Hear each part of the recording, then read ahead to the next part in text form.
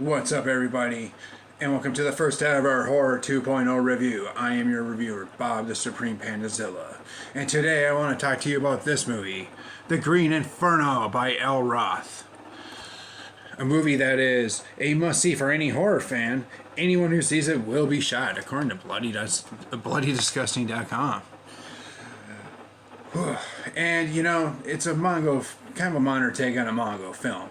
A Mongo film was kind of like a kind of a fake shockumentary that would come out in like the 1970s and would be very controversial. And it was, the main thing it was about these people who, it was kind of an Italian horror film. The Italian horror films about people who go out into the jungle and they get captured by what turns out to be a cannibal tribe. And so it's just an excuse to make a movie based around the concept of cannibalism.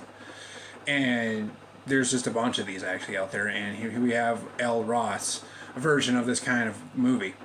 So with that said, though, this particular film takes place in Peru. It was actually filmed mostly in Peru, according to, L. Roth. And there is actually some tribal people in there. He actually went around, apparently checked out a number of tribes. And he admits that when he prepared him for this movie, he kind of had him set up for what he thought would look best for the movie. So a lot of stuff goes on in this movie that's kind of questionable. And it's up to you really to think, decide what do you think of it. But ultimately, how does The Green Inferno live up to, for example, Cannibal Holocaust, Mongo Cannibal, or Cannibal Ferox? Like, how does it kind of hold up to that? Like, there's so much in those movies that I don't think you really could do anymore. So what does L. Roth do? We're going to check it out. But before we get started, since we're kind of making a movie that's, filmed in Chile, Peru, in those kind of areas, I looked it up and I found what was kind of what appears, supposedly is a popular drink in the area. We could say today's sponsored by some E&J. I'm going to explain why I have this. The 99 grapes. And of course, I got to give a big shout out to Santa Cruz. This is like the only size of the lime I can get. But the thing is, what's a very popular drink in Peru is we're going to take these grapes, and apparently they make a drink. They squeeze out the grapes. I'm gonna get as much of that grape on there. I don't know. Is it disgusting to have that peel in there? I don't really care.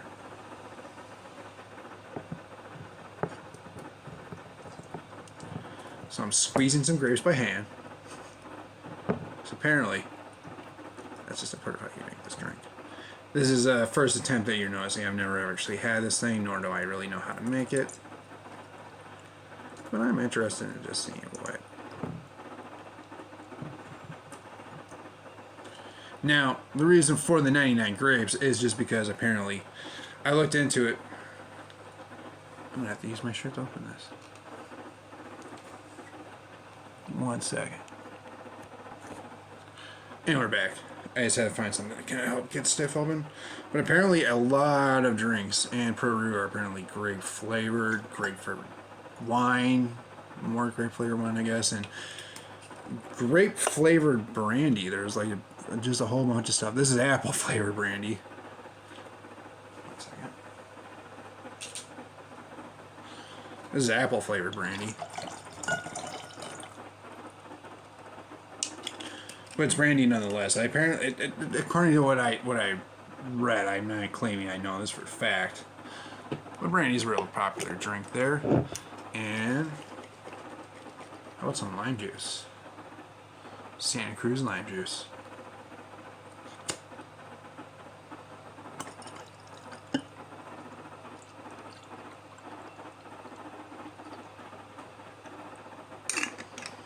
Now the contraption that I got going on here really does not look much like I think it's supposed to have kind of a smoky kind of look to it, but I don't even really have the actual liquor.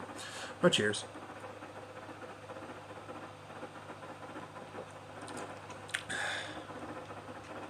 I can drink it.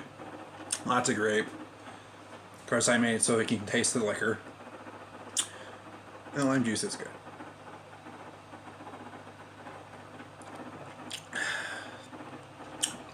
My weird ass attempt at a cocktail. Okay. So.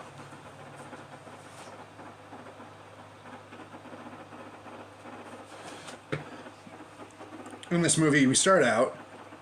Let's go ahead and just take a look at first what happens.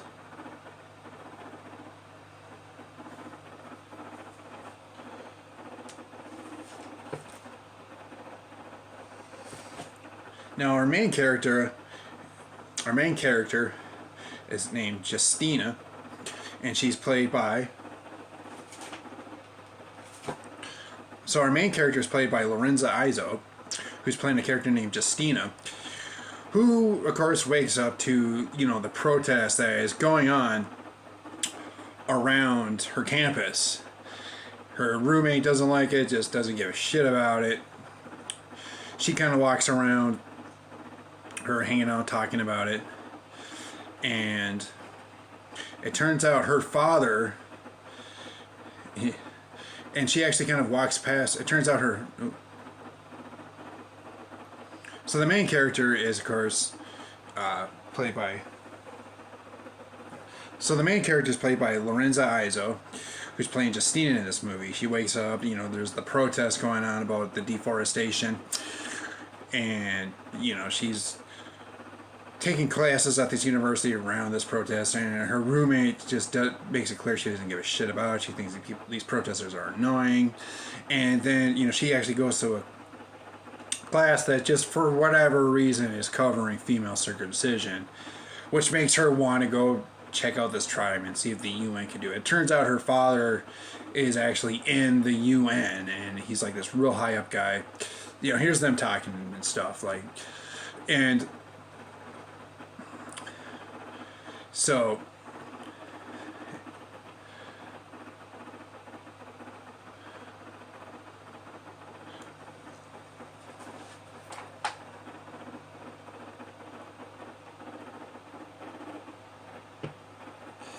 Aaron Burns plays this character Jonah, who completely goes up to Justina and is trying to, I guess, you know, hang out with her and stuff. And you know, he gives her some stuff, some pamphlets or whatever, to go talk about it. And of course, Justina's father, like I said, is up there in the UN. They're talking about it. And so now she's actually getting active and going to the meetings that these protesters have. And she's actually kind of getting involved in there. Here's a scene where they're talking about it.